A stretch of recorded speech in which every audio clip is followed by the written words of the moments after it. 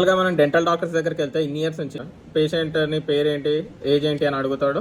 Just ఆ వాళ్ళ problem చెప్తాము, అది చూసి చేసి పంపిస్తాడు, అంతే కదా. ఈ మధ్య ఏందో కొత్తగా కార్పొరేట్ హాస్పిటల్లో మరి వాళ్ళకి అవసరం లేని ఇన్ఫర్మేషన్ అంతా ఎక్కువ కలెక్షన్ చేస్తున్నారు. ఆ డేటా అసలు వాళ్ళు ఏం చేస్తారు అనేది నాకు అర్థం కాలేదు. మీకు ఒక ప్యాంప్లెట్ చూపిస్తారు చూడండి, ఒక కార్పొరేట్ డెంటల్ హాస్పిటల్ది. వాళ్ళకి ఇన్ని డీటెయిల్స్ కావాలంట.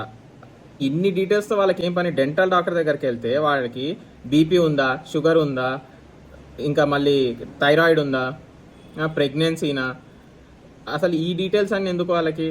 వాళ్ళు ఏం చేస్తారు ఈ ఇన్ఫర్మేషన్తో? వాళ్ళని అడిగితే మేము ఈ వీటిని బట్టి మేము మీకు ట్రీట్మెంట్ ఇస్తాము అని ఏదో ఆన్సర్ ఇస్తున్నారు.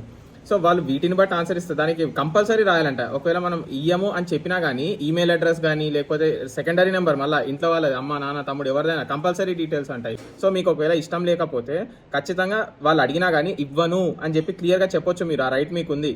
ఇన్ని ఇయర్స్ నుంచి అవన్నీ లేకుండా